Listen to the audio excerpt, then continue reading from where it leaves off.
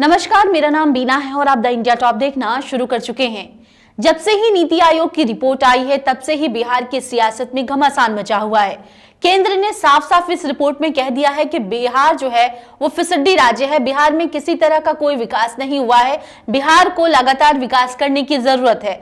ऐसे में आपको बता दें कि पीएम एजुकेशन एडवाइजरी रिपोर्ट जारी कर चुका है और इस रिपोर्ट में बिहार के एजुकेशन सिस्टम को लेकर कई तरह के पोल खोले हुए हैं। जी हां, चलिए आपको विस्तार से बताते हैं कि इस रिपोर्ट में क्या कुछ आया है। आपको बता दें कि बंगाल जो है वो एजुकेशन सिस्टम में अन्य बड़े राज्यों से काफी आगे है। ऐसे में बिहार जो है एजुकेशन सिस्टम में काफी निचले पायदान पर है। साक्षरता को लेकर प्रधानमंत्री की आर्थिक सलाहकार परिषद की रिपोर्ट यानी कि PM economic advisory council report में बिहार को साक्षरता के मामले में बड़े राज्यों की श्रेणी से काफी नीचे का दर्जा दिया गया है।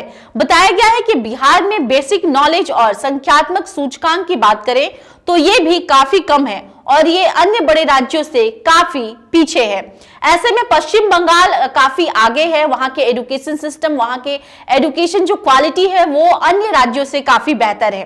आपको बता दें कि इस रिपोर्ट में पश्चिम बंगाल टॉप पर है। नीति आयोग की रिपोर्ट में बिहार को कई स्तर पर निचले पायदान पर बताया गया था और अब इस रिपोर्ट के आने के बाद जो है बिहार सरकार की, खासकर के जदयू सरकार की जो है काफी किरकिरी होने वाली है, क्योंकि इस पर जब राजद ने सरकार को घेरा तो बीजेपी का ये कहना है कि ये रिपोर्ट गलत नहीं है। हालांकि लगातार इस बात पर जो है चर्चा हो रही है, वाद विवाद हो रहा है कि बिहार ने विकास किया है। सरकार का यह कहना है कि पहले तो सरकार ने यह कहा कि नीति आयोग की रिपोर्ट जो है गलत तरीके से तैयार की गई है। बिहार में डेवलपमेंट को लेकर कई तरह के काम हुए हैं।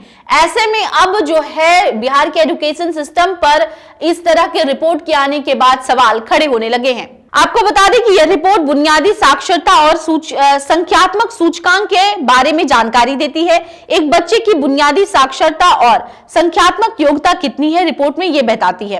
रिपोर्ट में बताया गया है कि 10 साल से कम उम्र के बच्चों में बुनियादी शिक्षा और संख्यात्मक कौशल कैसा है। 41 संकेतकों वाले 5 आधार इसमें शामिल किए गए हैं। इसमें 5 आधार शैक्षणिक बुनियादी ढांचा, शिक्षा तक पहुंच, बुनियादी स्वास्थ्य और सीखने के परिणाम और शासन है। रिपोर्ट को इंस्टीट्यूट फॉर कॉम्पिटिशंस ने तैयार किया है। अब आप देखिए कि किन किन आधारों पर इसको वितरित किया गया है, किन किन आधारों पर इस रिपोर्ट को तैयार किया गया है, जिसमें सबसे बड़ा जो आधार है वो है बेसिक एजुकेशन। और बेसिक एजुकेशन में बिहार काफी पीछे है। इस रिपोर्ट में इस तरह की बातें कही गई है। आपको बता दें कि केवल 18.33 अंक प्राप्त कर चुका है बिहार इस रिपोर्ट में। देश में विभिन्न राज्यों को उनकी बाल जनसंख्या अर्थात 10 वर्ष और उससे कम आयु के बच्चे के आधार पर वर्गीकृत किया गया है। इस रिपोर्ट में बड़े राज्यों की श्रेणी में पश्चिम बंगाल ने सबसे ऊपर का स्थान हासिल किया है, जबकि बिहार 18.23 अंक के साथ औसत से भी काफी नीचे है। जैसा कि हमने पहले ही बताया कि बिहार जो है 5 आधारों पर इस रिपोर्ट को तैयार किया गया था और बेसिक एजुकेशन इसका अहम आधार है। इसमें बिहार जो है बंगाल से भी पीछे, और बंगाल हम बात करें तो देश के टॉप वैसे राज्यों में शामिल है जहां के एजुकेशन सिस्टम काफी बेहतर है। राजद प्रवक्ता चितरंजन गगन ने कहा है कि जो भी रिपोर्ट आ रही है, चाहे वो नीति आयोग की हो या शिक्षा पर हो, सब में बिहार फिसड्डी साबित हो रहा है। 16 साल में एनडीए की सरकार ने क्या किया है बिहार में, विपक्ष का ही आरोप नहीं है बल्कि सरकार ही इस रिपोर्ट की बिहार सरकार की कलई खुल रही है। नीतीश सरकार अपनी सोच में बदलाव लाए और सकारात्मक सोच के साथ कार्य करे।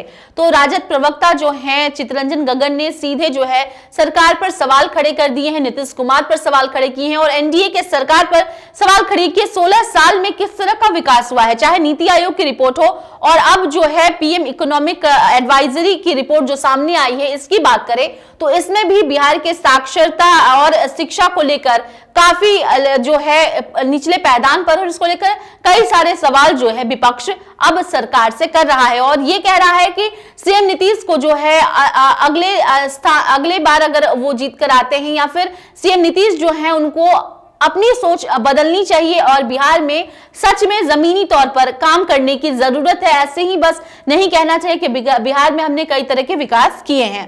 वहीं हम अगर भाजपा प्रवक्ता की बात करें एनडीए में जो शामिल है, तो उनका ये कहना है कि प्रेम रंजन पटेल ने कहा है कि मैंने रिपोर्ट देखी है, इस रिपोर्ट में मैं नकार नहीं रहा हूं, इसमें नीचे से बिहार से पहले मध्य प्रदेश और गुजरात है।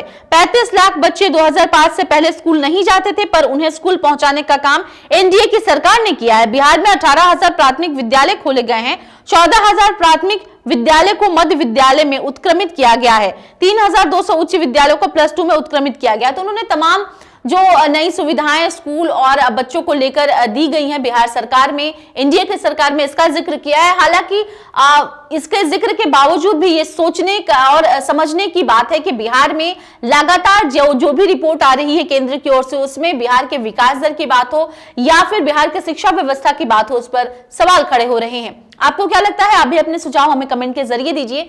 इसके साथ ही अगर अब तक आपने हमारे YouTube चैनल को सब्सक्राइब नहीं किया है तो इसे सब्सक्राइब कर लें और ऐसे अन्य तमाम खबरों के लिए बने रहें द इंडिया टॉप के साथ। धन्यवाद।